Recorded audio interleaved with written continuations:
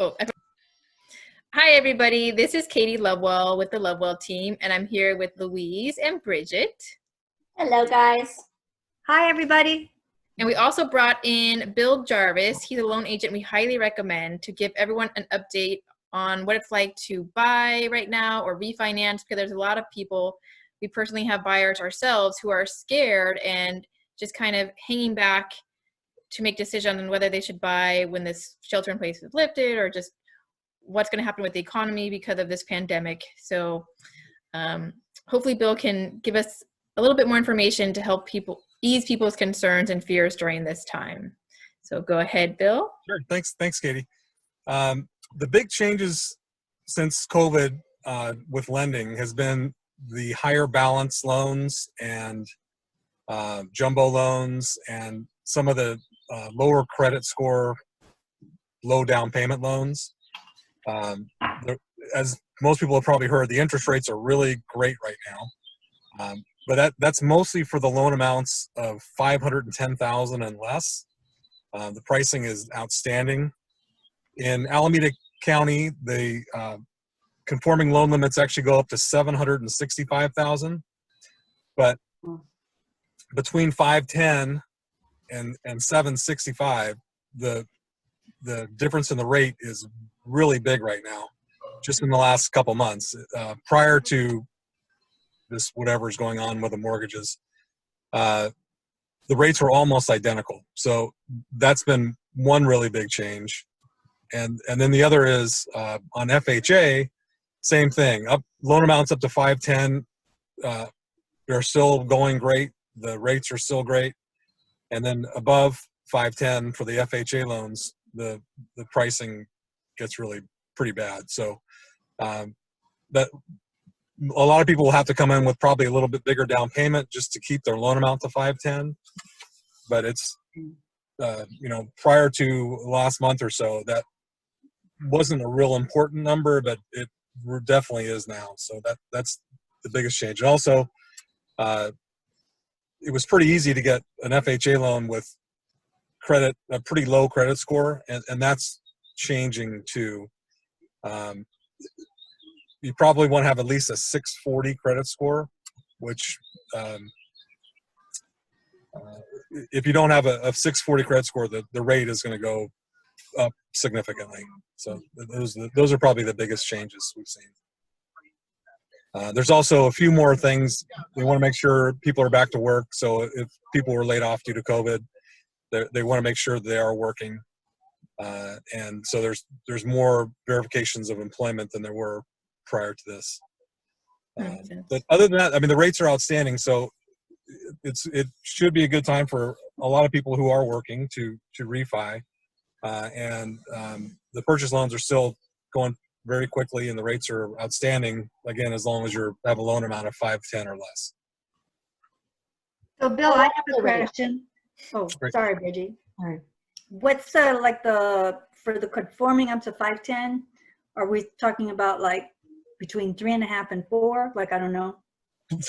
Around 3.5, sometimes less. If there's between 3 and 3/8 to 3 and 5/8, depending on other factors, loan to value and credit score. Okay. What about if you go between 510 and 765? It can be as much as, it could go to 5%. Wow. Wow. It's really significant, yeah. If you don't have a high credit score. I think the high balance conforming is a real short-term thing. There's just no buyers for that right now. The federal government's been buying most of the loans through Fannie or Freddie up to 510, but for whatever reason, there's not a lot of buyers right now for the high balance conforming, and that may change that could change anytime. That a lot of these things just happen in minutes. So I mean, there are some things the Fed is expected to do that would probably change that quickly, but for right now, that's where we are. So, Bill, if you did have a buyer who had a really good high credit score and they were working, could they qualify for something lower than 5, you think? No. No. But what we would probably do right now, I mean, a workaround to that would be to get a $510,000 first mortgage and then a small second mortgage. That's probably available as long as they're putting down at least 20%. Okay. And so at least that way they get most of the loan would be at a very good rate. And then they'd have a second that hopefully when this all clears up, they could probably refi and go back to the high balance loan at some future point. But right now there just is not a good market for high balance conforming. Yeah. What about the jumbo loans? Do they even exist? They do, and a lot of the investors have gone, but some of the banks are still are very aggressive on a jumbo too. So,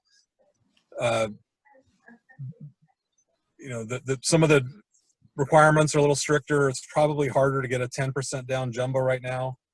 The banks are looking for more equity, so I would think to get a decent rate, it would be at least 20% down, and you probably do a little better with 25% down.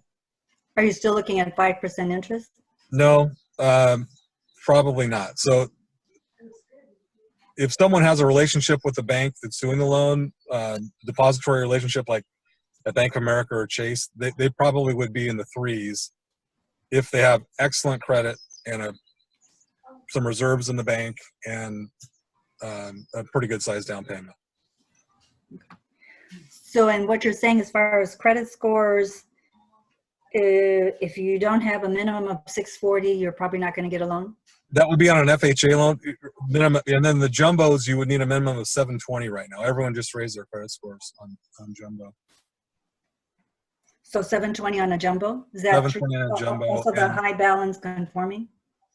Well, on FHA, people get an FHA loan with as little as a 580 credit score until recently, and that's gone to 640 minimum, and a lot of investors are making that 680. So there's actually only a few investors that are still even doing 640. Most of the down payment assistance programs have raised their credit score to 680, which is a really huge change. And that's all happened within the last month as well. Okay. Another question. On appraisals, our last sale on O'Donnell, they just did a desktop appraisal. Are you seeing that more where the appraisers aren't actually going out and doing the appraisals? Yes, but then I think I've had 3 in a row where they were regular appraisals, and I was kind of surprised. So it's an automated system that's selected by Fannie or Freddie, depending on where the loan's going. So I have had the last 3 in a row were full appraisals, and prior to that, I was getting a lot of desk reviews or just an automated property inspection waiver generated by Fannie Mae that didn't require anything. Okay. So you never know until you put it in the system, and there isn't always. It doesn't always make total sense. One of the appraisals, the person was buying a house, and they're putting 50% down. So it was an $800,000 house with only a $400,000 loan. I was shocked that we needed a regular appraisal, but they did. What about, one more question, what about on approval time? Like, for appraisal, like, do you still need like 15 days, 14 days for appraisal? And how long for full loan approval? Yeah, appraisals are, probably still 14 days. The loan approval is actually coming pretty fast. Most lenders are doing purchases really quickly. In some cases now, I'm getting the approval other than the appraisal before I get the appraisal. Wow. A little different. How about, and you were saying, but the thing that the buyer, you should be able to close in 30 days easily. 30 days, okay. Yeah. But the thing that you're seeing more often is they're doing more VOEs, verification of employment, more often? Yeah, so there's all the standard stuff where they check the employment, do a written verification of employment, pull the tax history. But then there's usually they want to, within 7 days of closing with some lenders, some it's 14, they want to they'll verify employment again. And they'll typically do that on someone who's employed. They'll want a paycheck stub that's within 7 to 14 days of closing, or another verification of employment through the employer. And on self-employed borrowers, they're usually asking for an invoice or some proof that they're still working. Okay. That's brand new condition. Okay. Bridget, That do you have works any more for me. questions? I don't think so. I just, I thank you for giving us that insight, because Yeah. I know there's a lot of scared buyers out there and they're afraid to jump in, and, they just need Yeah, I would say most people, there isn't a big change for most people. I mean, the people who had to do something with like an alternate documentation of income, like bank statement deposits and things like that, those are very tough right now. A lot of lenders are out of the business who are doing those.